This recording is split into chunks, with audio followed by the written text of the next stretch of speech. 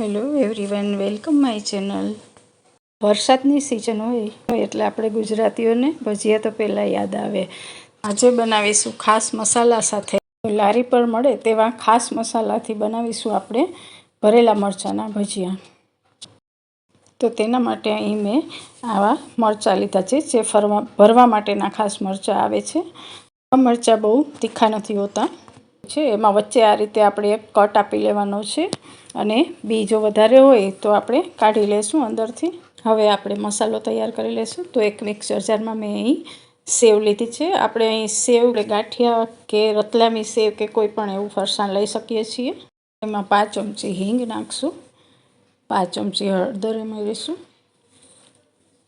અડધી ચમચી મરચાંની ભૂકી ઉમેરીશું અને 2 ચમચી ધાણા જીરું પાવડર ઉમેરીશું। ધાણા જીરુંનો સ્વાદ આમાં વધુ સારો લાગે છે એટલે થોડું સરખું મોટી ચમચી 2 ઉમેરશું। 5 ચમચી સંચર ઉમેરીશું, 1 ચમચી ખાંડ ઉમેરીશું।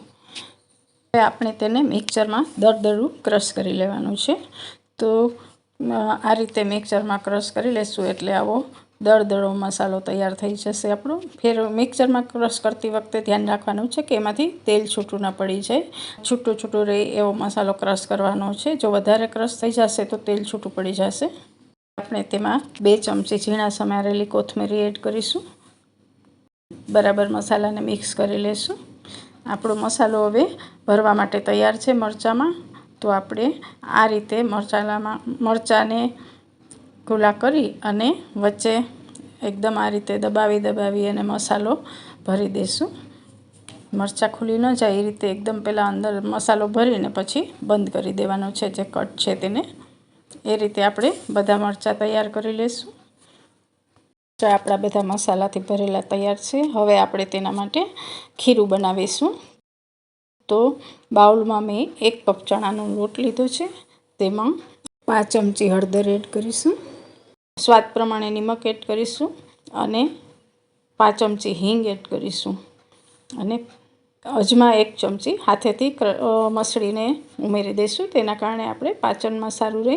હવે એને બધાને આપણે મિક્સ કરી લઈશું બરાબર અને અડધો કપ જેટલું પાણી એડ કરી અને એનું બેટર બનાવીશું, ખીરું બનાવીશું। આ રીતે મિક્સ કરી અને જો આ ટાઈપનું ખીરું તૈયાર થશે। જુઓ, ચમચીથી બતાવું છું તો ચમચીની બેક સાઈડની ભાગમાં આ રીતે બેટર ચડી જાય એવું ખીરું તૈયાર કરવાનું છે। કઢાઈમાં તેલ ગરમ થવા રાખી દઈશું અને આ રીતે કોઈ આવો મોટો કાચનો ગ્લાસ કે સ્ટીલનો ગ્લાસ હોય તેમાં આપણે બેટરને ભરી લેશું। એટલે મરચાંની સાઇઝ હોય એ પ્રમાણે ગ્લાસ લેવાનો તમારે ને થોડો ઓછો ભરવાનો છે। હવે તેલ આપણું ગરમ થઈ જાય એટલે આપણે આ રીતે તેમાં ડીપ કરી મરચાંને અને એક એક કરીને આ રીતે ભજીયાને મૂકી દઈશું તેલમાં। આ રીતે આપણે એક એક કરી અને બધા ભજીયા તેલમાં મૂકી દઈશું।